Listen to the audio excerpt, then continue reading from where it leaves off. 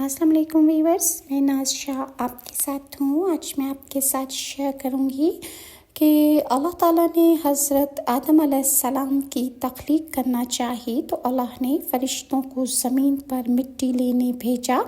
صدی نے ابن عباس اور ابن مسعود نے دیگر صحابہ کرام سے روایت کیا ہے کہ اللہ نے جبرائیل علیہ السلام کو زمین میں مٹی لانے کے لیے بھیجا تو زمین نے کہا کہ میں تجھ سے اللہ کی پناہ میں آتی ہوں کہ تو مجھ میں کمی کرے یا مجھے عیب ناک کرے۔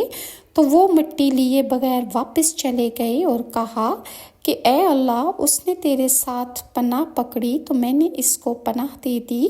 پھر میکائیل علیہ السلام کو بھیجا تو زمین نے اس سے بھی پناہ پکڑی تو اس نے بھی پناہ دے دی، اور جبرائیل کی طرح واقعہ بتا دیا کہ زمین نے مٹی دینے سے انکار کر دیا ہے۔ پھر اللہ تعالیٰ نے موت کے فرشتے کو زمین پر بھیجا، زمین نے اس سے بھی وہی پناہ چاہی تو موت کے فرشتے نے کہا کہ میں اس سے اللہ کی پناہ میں آتا ہوں کہ میں اللہ کے حکم کی تعمیل کیے بغیر واپس ہرگز نہیں جاؤں گا۔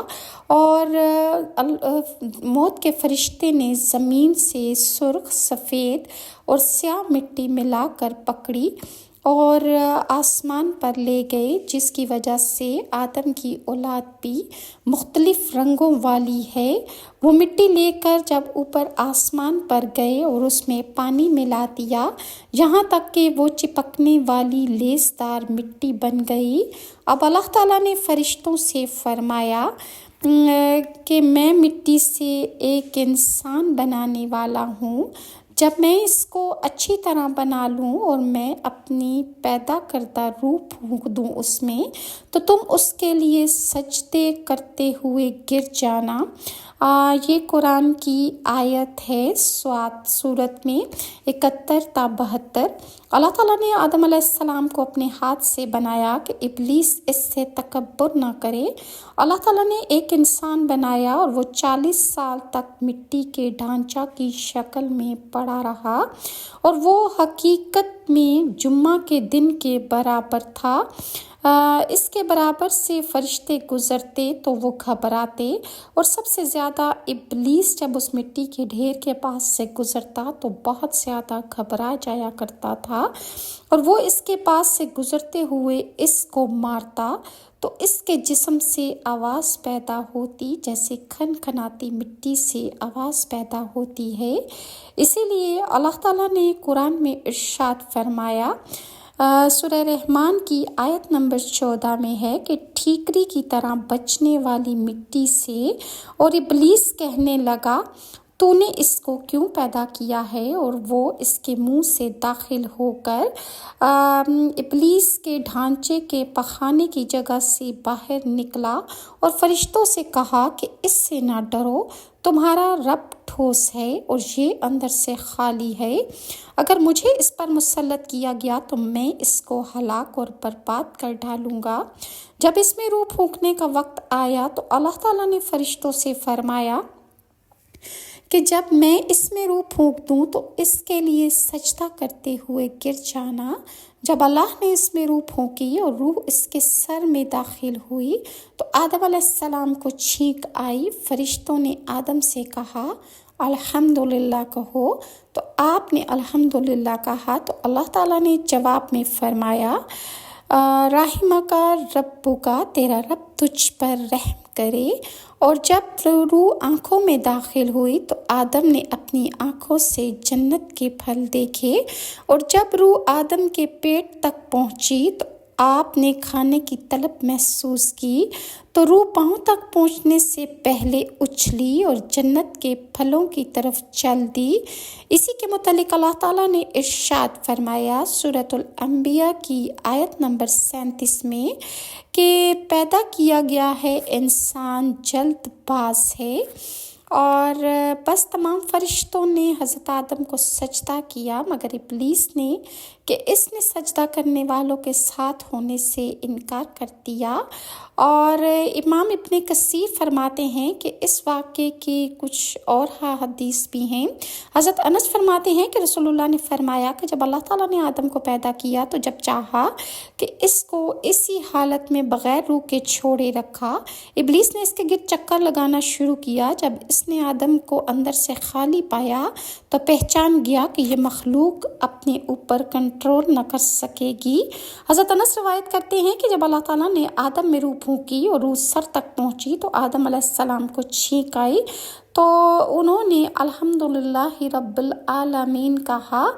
اور حضرت عمر بن عبدالعزیز فرماتے ہیں کہ جب اللہ تعالیٰ نے فرشتوں کو سجدے کا حکم دیا تو سب سے پہلے حضرت اسرافیل نے حضرت آدم کو سجدہ کیا تو اللہ تعالیٰ نے اس کو یہ شرف بخشا کہ اس کی پیشانی پر قرآن لکھ دیا۔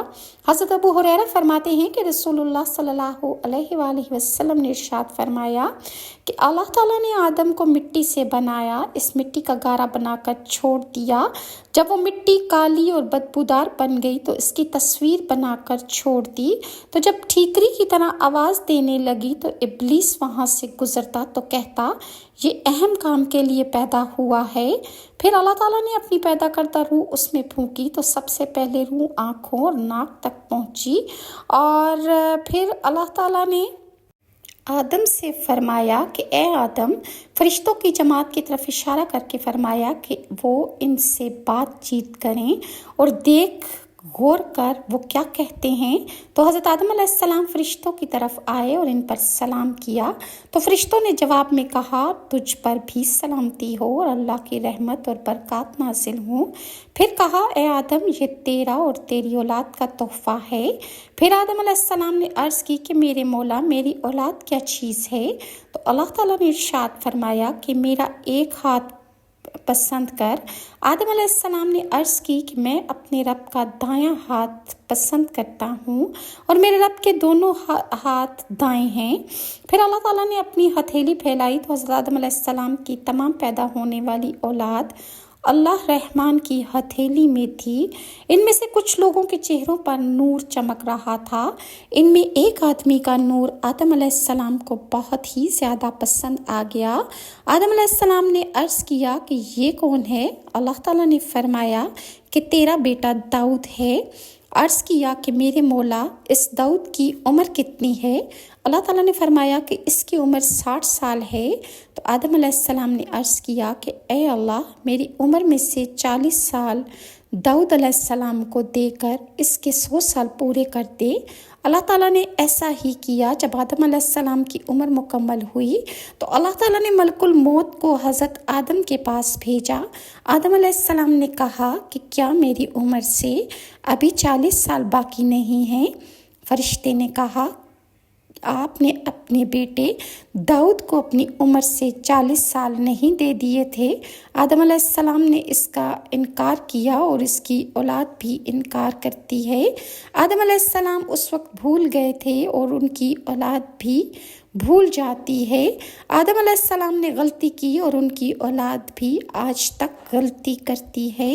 حضرت ابو ہریرہ سے روایت ہے کہ جناب رسول اللہ صلی اللہ علیہ وسلم نے ارشاد فرمایا کہ جب اللہ تعالیٰ نے آدم علیہ السلام کو پیدا کیا تو ان کی پیٹھ پر اللہ نے اپنا ہاتھ پھیرا تو ان کی پیٹھ سے تمام وہ روحیں باہر نکل آئیں جو اللہ تعالیٰ قیامت تک پیدا کرنے والا تھا، اور ہر انسان کی دونوں آنکھوں کے درمیان نور کی چمک اللہ نے بنا دی اور ان کو آدم علیہ السلام کے سامنے پیش کیا۔ جب آدم علیہ السلام نے اپنی اولاد میں سے لوگوں کو کوڑی، پھول بہری، اندھے، لنگڑے اور دیگر بیماریوں میں مبتلا لوگوں کو دیکھا تو آدم علیہ السلام نے اللہ تعالیٰ سے عرض کیا کہ یا اللہ میری اولاد کے ساتھ تو نے ایسا کیوں فرمایا؟ کیوں ایسے وہ ہیں کہ ان کو بیماریوں کا وہ شکار ہیں اور تکلیف میں ہیں؟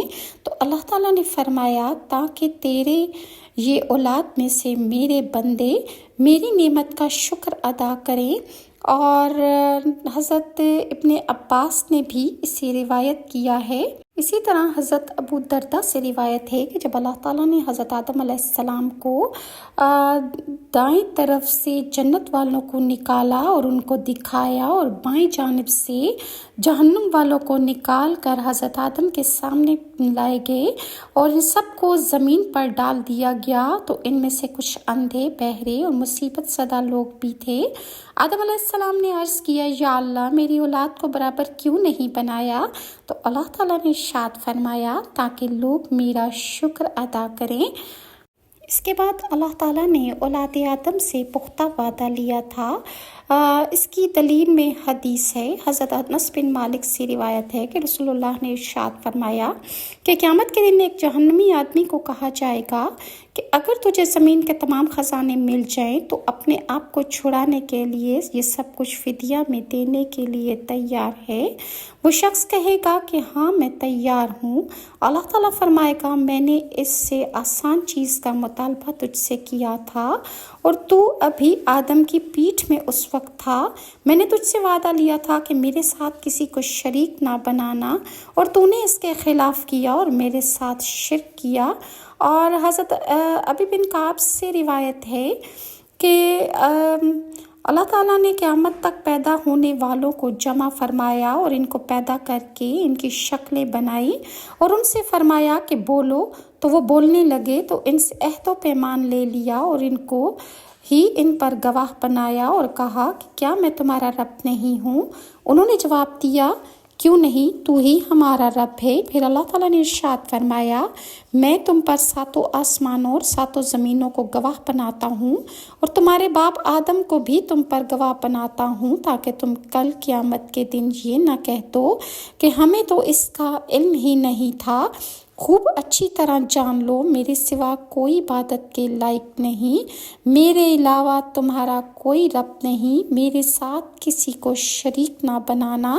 मैं तुम्हारी तरफ अपने रसूल भेजूंगा, वो तुम मेरे वादे तोड़ने से तुमको डराएंगे और तुम पर अपनी किताब नाजिल करूंगा।